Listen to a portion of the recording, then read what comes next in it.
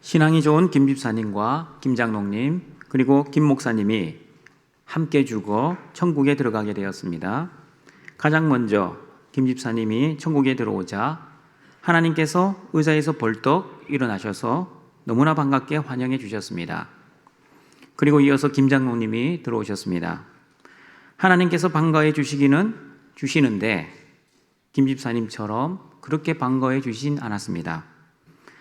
김 장로님은 속으로 좀 서운한 생각이 들었습니다. 그리고 김 장로님은 하나님께서 김 목사님은 어떻게 맞아주시나 유심히 지켜보았습니다. 드디어 김 목사님이 천국에 들어왔습니다. 그런데 하나님께서는 반가워해 주시기는커녕 경계하는 모습이셨습니다. 마치 하나님께서 저 자식은 어떻게 천국에 왔지 하는 눈치셨습니다. 김 장로님이 하나님께 물었습니다. 하나님, 김 집사님이 오실 때는 그토록 환영해 주셨는데 왜 김 목사님이 오실 때는 환영해 주시지 않습니까? 김 목사님이 오실 때는 왜 의자에서도 일어나지도 않습니까? 그러자 하나님께서 이렇게 말씀하십니다. 김 목사는 내가 의자에서 일어나면 내 의자에 앉아 천국에서 주인 노릇할까 두려워. 등촌가족 여러분, 특별히 오늘 학습과 세례, 입교를 받으시는 등촌가족 여러분, 여러분은 왜 예수님을 믿고 학습과 세례, 입교를 받으십니까?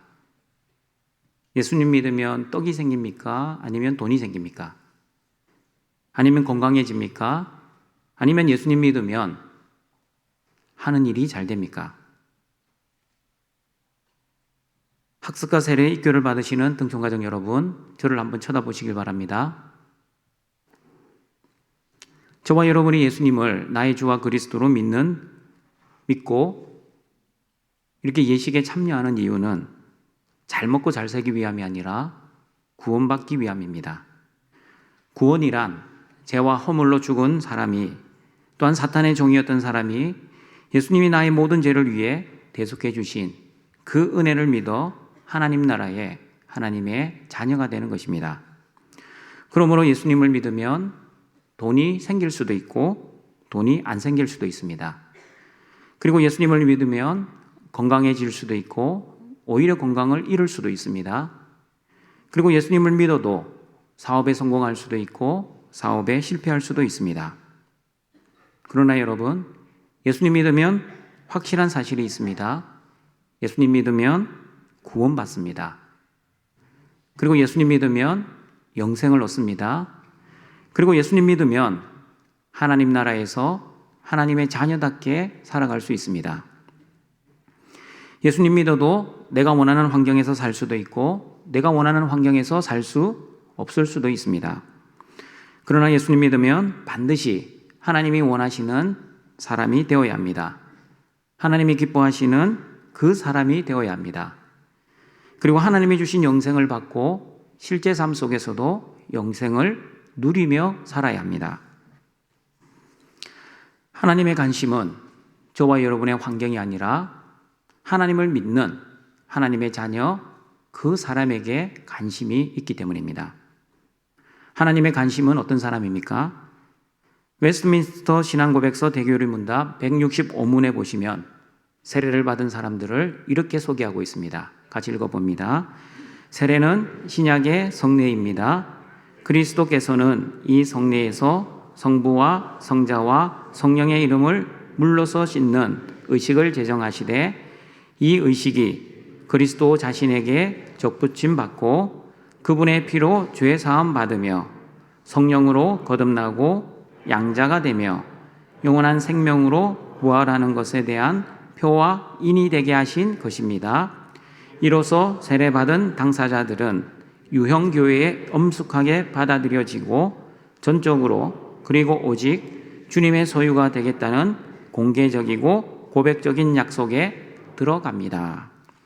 세례를 받으면 첫 번째, 예수님께 접붙임을 받은 사람, 두 번째, 예수님의 피로 죄 사함 받는 사람, 세 번째, 성령으로 거듭난 사람, 네 번째, 하나님의 자녀가 된 사람, 다섯 번째, 부활의 표와 인을 가진 사람, 여섯 번째, 유형교회의 일원이 된 사람, 그리고 7번째, 주님의 소유가 되겠다고 공개적이고 고백적인 약속을 한 사람입니다. 오늘은 세례를 받으면 7번째, 주님의 소유가 되겠다고 하나님과 교회 앞에서 공개적이고 고백적인 약속을 하는 사람이 되었다는 것을 중심적으로 살펴볼 것입니다. 여러분, 주님의 소유가 되겠다는 그 고백은 어떤 고백입니까? 내 인생의 주인이 이제부터 내가 아니라 하나님이라는 고백입니다. 예수님만이 나의 주와 그리스도라는 고백입니다.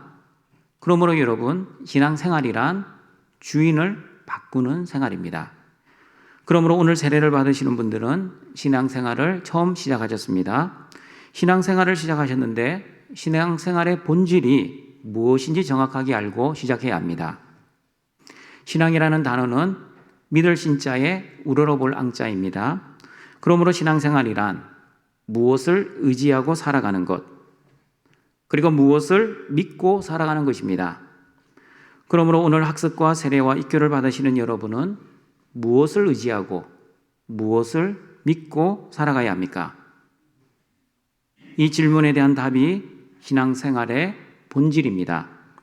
신앙생활이란 하나님을 의지하고 하나님을 믿고 살아가는 생활입니다.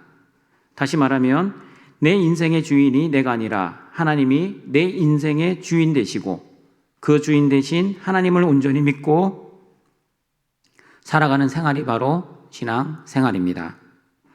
그러므로 신앙생활은 주인 바꾸는 생활이라고 말씀드렸습니다. 그런데 여러분, 이 신앙생활이 그렇게 만만하지 않습니다. 아주 쉬운 듯 보이는데 신앙생활이 녹록하지 않습니다. 왜냐하면 저와 여러분에게는 죄성이 아직도 남아있기 때문입니다. 내 안에 있는 죄는 자꾸 하나님이 주인이 아니라 내가 내 인생의 주인이라고 속삭입니다. 그러므로 자신도 모르게 자꾸 내 인생의 주인이 나인 것처럼 착각하고 살아갑니다. 창세기 3장 5절에서 죄의 본질을 이렇게 말씀합니다. 같이 읽어봅니다.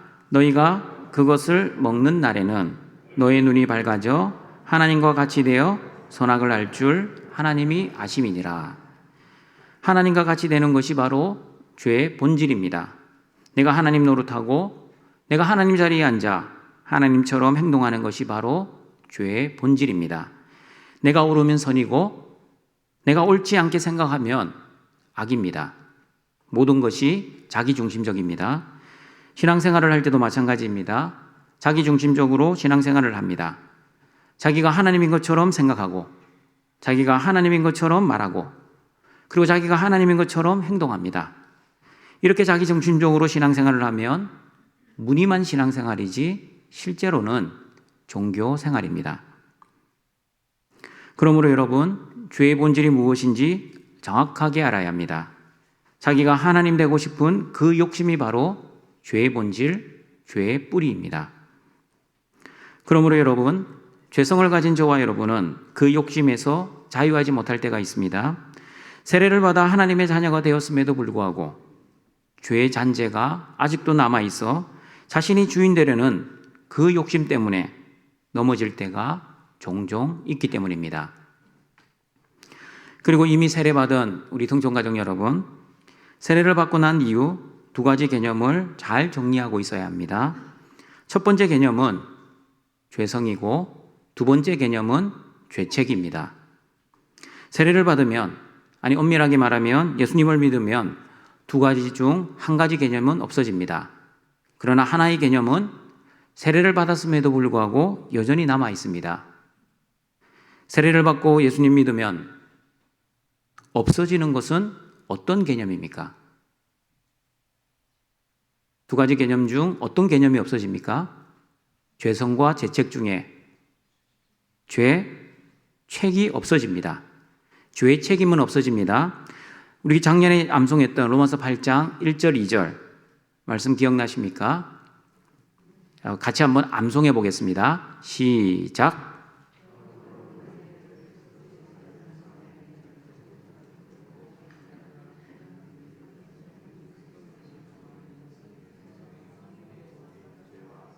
큰 소리로 읽어주시길 바랍니다. 자, 읽습니다. 그러므로 이제 그리스도 예수 안에 있는 자에게는 결코 정죄함이 없나니 이는 그리스도 예수 안에 있는 생명의 성령의 법이 죄와 사망의 법에서 너를 해방하였습니다. 예수님을 믿으면 결코 정죄함이 없습니다. 무슨 말입니까? 죄는 내가 지었지만 그 죄의 책임을 내가 감당하지 않고 누가 감당합니까? 예수님이 나의 죄의 책임을 대신 담당하신다는 뜻입니다. 마귀가 아무리 너 죄인이야, 너 같은 사람이 어떻게 구원받을 수 있어? 너 어제도 죄 지었고 오늘도 죄 짓고 있고 내일도 똑같은 죄를 지을 거잖아. 너 같은 죄인은 도저히 구원받으면 안 돼. 너 같은 사람이 구원받으면 이 세상 너무나 불공평하잖아. 아무리 이렇게 참소해도 그 참소는 소용이 없습니다. 왜 소용이 없습니까? 아무리 큰 죄를 짓고 도저히 용서받지 못할 것 같은 죄를 지어도 예수님을 믿는 사람은 예수님 안에 있기 때문입니다. 그림 한번 보여주시길 바랍니다. 작년에 본 그림입니다. 예수님 안에 있는 사람과 예수님 밖에 있는 사람. 예수님 안에 있는 사람은 예수님을 주인으로 모시는 사람, 예수님 밖에 있는 사람은 내가 여전히 주인 되어 살아가는 사람입니다. 그리스도 예수 안에 있는 사람은 아무리 마귀가 참소를 하고 정죄의 화살을 쏘아도 죄책감으로 공격을 해도 정죄를 당하지 않습니다. 왜냐하면 그리스도 안에 있는 저와 여러분에게는 생명의 성령의 법이 죄와 사망의 법에서 우리를 지키시고 보호하시고 해방해 주시기 때문입니다. 여러분, 이것이 바로 복음의 능력, 구원의 능력입니다. 그러나 여러분, 예수님을 믿어도 여전히 죄성은 남아 있습니다. 그래서 죄를 지으면 안 되는 것 뻔히 알지만, 그리고 죄를 안 짓고 살고 싶지만 죄성으로 인해 자기도 모르게 또는 의도적으로 죄를 짓고 있는 그 자신의 모습을 발견하게 됩니다. 이 죄성으로 인해 살아있을 동안에도 죄를 지으며 살고 심지어 죽는 그 순간까지 죄를 짓고 죽어갑니다. 여러분, 이 죄성과 죄책, 이 두 가지 개념은 서로 모순처럼 보입니다. 모든 죄, 과거의 죄, 현재의 죄, 미래의 죄까지 다 용서해 주셨는데 왜 나는 오늘도 죄를 짓고 살아야만 하나? 예수님 믿으면 그날부터 죄를 짓지 않고 살면 얼마나 좋을까? 죄를 짓지 않으면 죄책감도 없고 마치 천사처럼 살 수 있을 텐데 왜 하나님께서는 예수님을 믿는 성도들에게 세례를 받았음에도 불구하고 왜 죄성을 남겨놓으셨을까?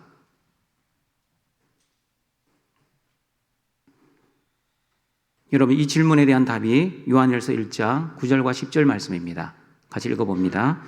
만일 우리가 우리 죄를 자백하면 그는 미쁘시고 의로우사 우리 죄를 사하시며 우리를 모든 불의에서 깨끗하게 하실 것이요 만일 우리가 범죄하지 아니하였다 하면 하나님을 거짓말하는 이로 만드는 것이니 또한 그의 말씀이 우리 속에 있지 아니하니라.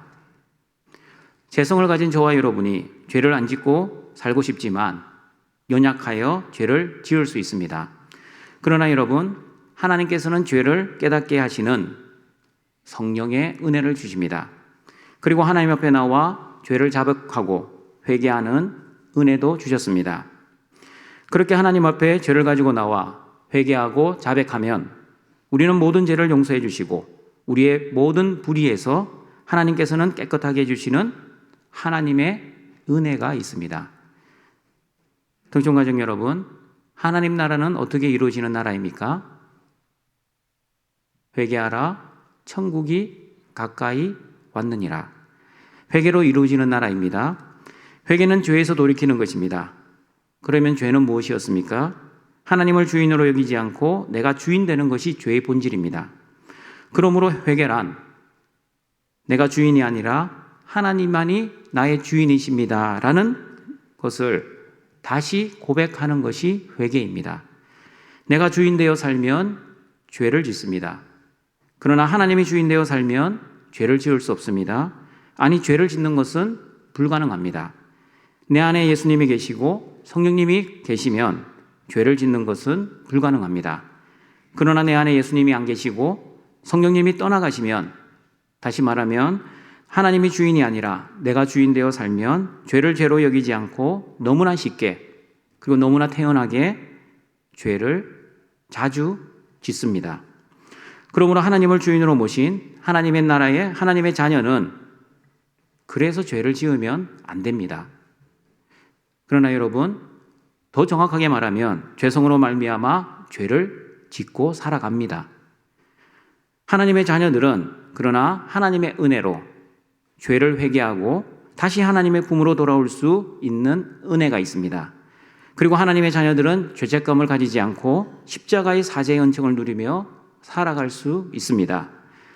그러나 예수님을 믿어 하나님의 자녀가 되었음에도 불구하고 아직도 죄책감으로 힘들어하고 구원의 확신도 없고 하나님 자녀답게 살지 못하는 사람들도 있습니다. 신앙생활을 지겨워하고 힘들어합니다. 세상의 영광을 부러워합니다. 현실의 문제를 두려워합니다. 왜냐하면 믿음이 아직까지 연약하기 때문입니다. 여러분, 믿음이 연약한 사람들의 공통점이 있습니다. 믿음이 연약한 사람은 내 인생의 주인을 하나님으로 온전히 믿지를 못합니다. 내가 잘되고 형통하고 내가 원하는 환경이 될 때는 하나님을 내 인생의 주인으로 여기고 감사하며 기뻐하며 그리고 기도하며 살아갑니다.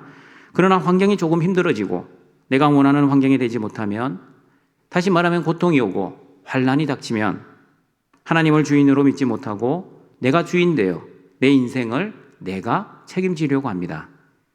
영적으로 우왕좌왕합니다. 부모 없는 고아처럼 어떻게 해야 할지 갈팡질팡합니다.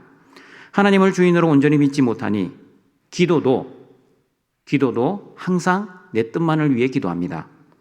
먼저 그의 나라와 그의 의를 기도하지 못하고 항상 무엇을 먹을까, 무엇을 마실까, 무엇을 입을까에만 전전긍긍합니다. 오늘 본문을 보시면 세 종류의 사람을 말씀하고 있습니다. 첫 번째는 육에 속한 사람입니다. 고린도전서 2장 14절입니다. 같이 읽어보겠습니다. 육에 속한 사람은 하나님의 성령의 일들을 받지 아니하나니 이는 그것들이 그에게는 어리석게 보임이요 또 그는 그것들을 알 수도 없나니 그러한 일은 영적으로 분별되기 때문이라. 육에 속한 사람은 하나님의 성령을 아직 받지 못한 불신자입니다. 하나님의 자녀가 아니기 때문에 당연히 영적인 일보다 육적인 일을 더 중요하게 여기고 살아가는 사람들입니다. 아직까지 구원받지 못한 사람들이기 때문입니다. 불신자라는 단어보다 미신자, 아직까지 신자가 아니라는 단어가 더 좋은 표현인 것 같습니다. 아직까지 구원을 받지 못했기 때문에 사탄의 종, 죄의 종, 죽음의 종입니다. 사탄이 주인 되어 살아가는 사람 또는 자신이 주인 되어 살아가는 사람들입니다. 두 번째 사람은 신령한 사람입니다. 고린도전서 2장 15절 16절입니다. 같이 읽어봅니다. 신령한 자는 모든 것을 판단하나 자기는 아무에게도 판단을 받지 아니하느니라. 누가 주의 마음을 알아서 주를 가르치겠느냐? 그러나 우리가 그리스도의 마음을 가졌느니라. 신령한 사람은 그리스도의 마음을 가진 사람입니다. 신령한 사람은 예수님을 진짜 믿는 사람입니다. 십자가에서 예수님처럼 진짜 죽은 사람입니다. 거룩해지는 사람입니다. 하나님의 영광을 위해 살아가는 사람입니다.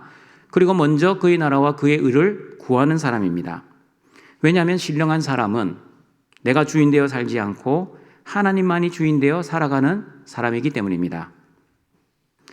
세 번째 사람은 육신에 속한 사람입니다. 고린도전서 3장 1절과 3절입니다. 같이 읽어봅니다.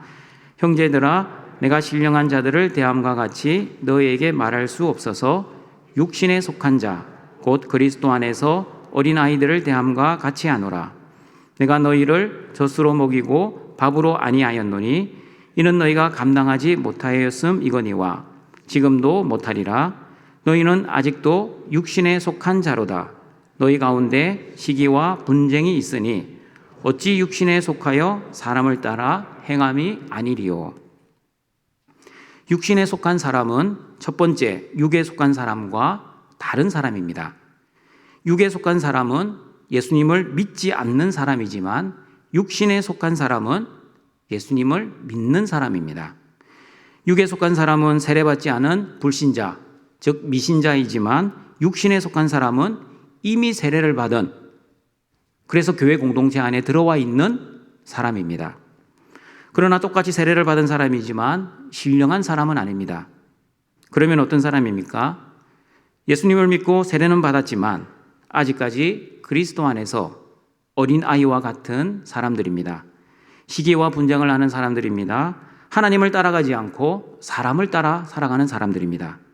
무엇을 먹을까, 무엇을 입을까, 무엇을 마실까를 걱정하며 염려하는 사람들입니다. 영적 어린아이이기 때문에 밥을 먹지 못하고 아직도 젖을 먹고 있는 사람입니다. 성숙하지 못한 미숙한 사람입니다. 그래서 거룩한 사람이 아니라 거룩한 척하는 사람입니다. 예수님을 온전히 믿는 사람이 아니라 예수님을 믿는 척하는 사람입니다. 십자가에서 완전히 죽은 사람이 아니라 잠시 기절만 한 사람입니다. 하나님을 온전히 주인으로 모시지 않고 가끔씩 하나님을 주인으로 모시는 사람입니다. 언제 하나님을 주인으로 모십니까? 은혜 받고 성령 충만할 때는 하나님을 주인으로 모시고 잘 살아갑니다. 그러나 은혜가 사라지고 성령이 소멸되면 다시 자신이 주인 되어 자신이 하나님처럼 살아가는 사람입니다. 여러분은 어떻게 자신이 주인 되어 살아가고 있는지 알 수 있습니까? 어떻게 교회 공동체 안에 육신에 속한 사람과 신령한 사람이 함께 공존하고 있습니다. 겉으로 보면 분간이 잘 힘듭니다. 어떻게 알 수 있습니까? 그러나 성경은 우리에게 분명히 알려주십니다. 구별하는 비결을 알려주십니다. 고린도전서 3장 3절을 보시면 육신에 속한 사람은 시기와 분쟁을 하는 사람이라고 정확하게 말씀합니다. 자신이 주인 되어 살면 여러분 시기하고 미워하고 판단하고 정죄하며 다투면서 살아갑니다. 그리고 자신의 뜻과 생각이 맞는 사람들과 모여 파당을 만들고 자신들의 생각과 뜻이 다른 사람들과 분쟁을 하기 시작합니다. 나는 바울파, 너는 아볼로파, 저들은 베드로파, 그리고 저쪽 사람들은 그리스도파. 이렇게 파당을 나누어 분쟁을 일삼는 사람들은 육신에 속한 사람들입니다. 육신에 속한 사람은 영적 어린아이이기 때문에, 다시 말하면 자신들이 주인 되어 살아가기 때문에 자신이 좋아하는 사람만 사랑하고 자신을 좋아해 주는 사람만 사랑합니다. 그러므로 여러분, 육신에 속한 사람은 아무리 교회를 오래 다니고 아무리 직분을 가지고 평생 교회를 섬겨도 할 수 없는 것이 딱 하나 있습니다. 그게 뭐냐면 원수 사랑입니다. 자신이 주인 되어 살아가면 저 인간은 나와 상종하지 못할 인간이야. 내 눈에 흙이 들어가도 용서하지 못할 인간들이야. 하나님, 다른 말씀은 다 순종할 수 있지만 저 인간 사랑하는 말씀만은 순종할 수 없습니다. 등촌가족 여러분, 왜 이렇게 원수를 사랑하지 못하고 여전히 원수를 미워하고 시기하고 질투하고 있습니까? 한평생 교회를 다녔고 한평생 예배도 드리고 한평생 직분도 맡아 봉사를 하는데 왜 우리는 원수를 사랑하지 못합니까? 그 이유는 단 한 가지입니다. 아직도 내가 주인 되어 살아가고 있기 때문입니다. 여러분, 하나님이 주인 되어 살아가면 우리의 주인 되신 하나님의 뜻이 무엇입니까? 원수를 사랑하는 것은 하나님의 뜻입니다. 그러나 내 뜻은 어떻습니까? 나는 원수 사랑하기 싫습니다. 죽어도 싫습니다. 내가 싫어도 나의 주인 되신 하나님께서 원수를 사랑하라 하면 나는 싫지만 주인이 원하시는 원수 사랑을 하려고 노력도 하고 실제 원수를 사랑할 수 있도록 기도도 하고 하나님과의 은혜를 구하는 그 사람이 진정한 하나님을 주인으로 모신 사람입니다. 그러나 내가 주인 되어 살면 원수 사랑하는 것은 도저히 싫기 때문에 아예 원수 사랑하는 것을 위해 기도도 하지 않고 원수 사랑할 노력도 하지 않습니다. 여전히 내가 주인 되어 살아가고 있기 때문입니다. 오늘 학습과 세례 입교를 받으시는 우리 등촌가족 여러분, 저와 여러분은 영적 어린아이가 아니라 육신에 속한 사람이 아니라 신령한 사람, 영적 어른이 되도록 기도하고 노력해야 합니다. 여러분, 등촌교회 안에도 육신에 속한 사람이 있습니다. 그 사람들 보면 그 사람들 바라보고 신앙생활 하다가 시험 들고 상처받을 수 있습니다. 분명히 상처받을 겁니다. 그러나 여러분, 우리 등촌교회에 신령한 사람은 더 많이 있습니다. 걱정하지 마십시오. 육신에 속한 사람 보고 낙심하고 절망하지 마시고 신령한 사람들을 바라보고 힘을 내어 신앙생활을 잘 매진해 주시길 바랍니다. 등촌가족 여러분, 육신에 속한 영적 어린아이들은 교회가 무슨 놀이터인 줄 압니다. 왜 우리 교회는 재미가 없냐? 왜 우리 교회는 이런 것도 안 하냐?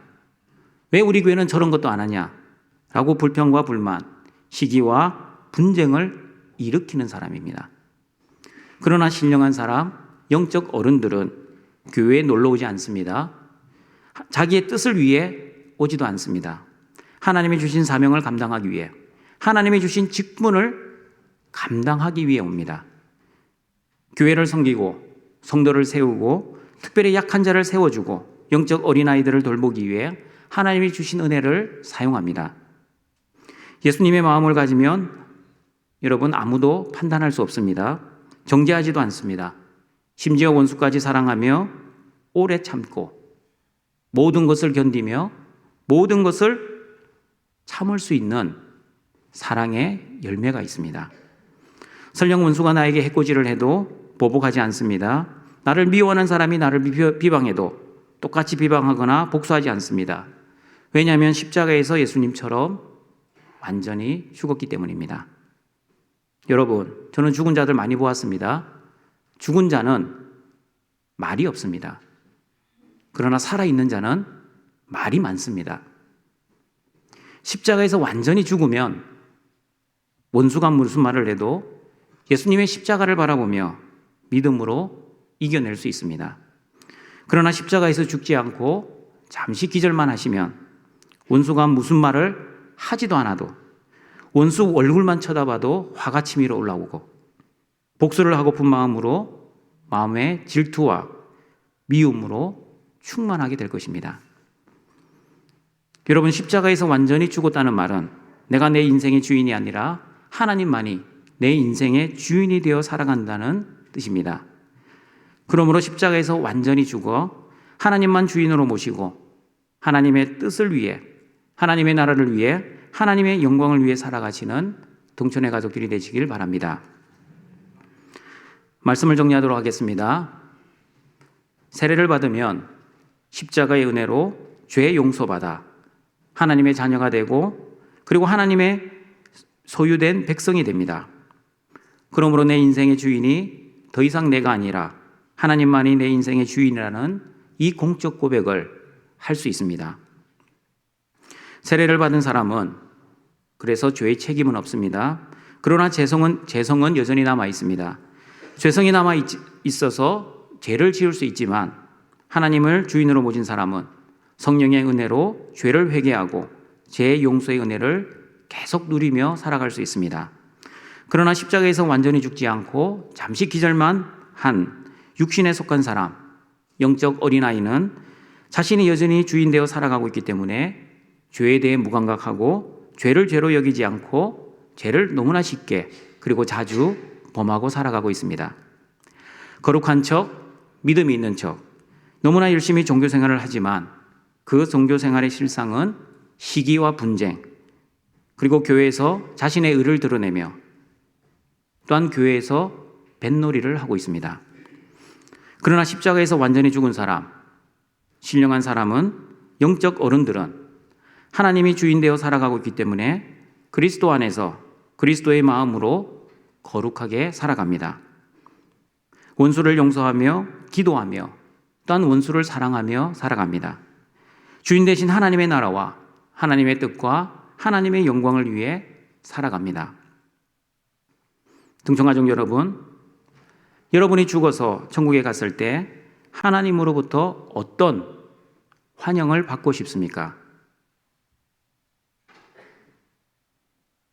김 집사님처럼 하나님께서 자리에 벌떡 일어나 환영을 받고 싶습니까? 아니면 김 목사처럼 하나님께서 자리를 못 일어날 정도로 그런 환영을 받고 싶습니까?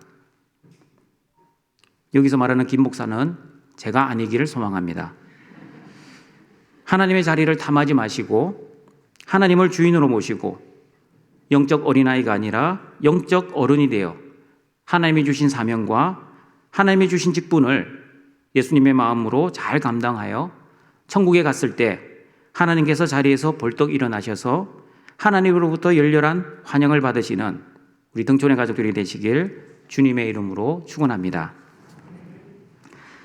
사랑과 자비가 풍성하신 하나님 아버지, 기쁘고 즐거운 주님의 날입니다.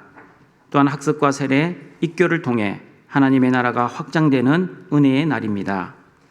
예수님을 주와 그리스도로 고백하는 성도들이 학습과 세례와 입교를 통해 신앙을 공적으로 하나님과 교회 앞에서 고백하는 기쁘고 복된 날입니다. 하나님만을 인생의 주인으로 고백하여 하나님 중심, 말씀 중심, 교회 중심의 신앙생활을 하는 우리 모든 등촌의 가족들이 되도록 은혜를 내려 주시옵소서. 우리의 모든 죄를 용서해 주신 십자가의 은혜로 죄책에서 자유하며 살게 하시고 죄성이 아직 남아 죄를 짓고 살지만 성령의 은혜로 죄를 지을 때마다 회개하며 사죄의 은총을 늘 누리며 살아가는 등촌의 가족들이 되도록 은혜 내려 주시옵소서. 예수님의 이름으로 기도드립니다. 아멘.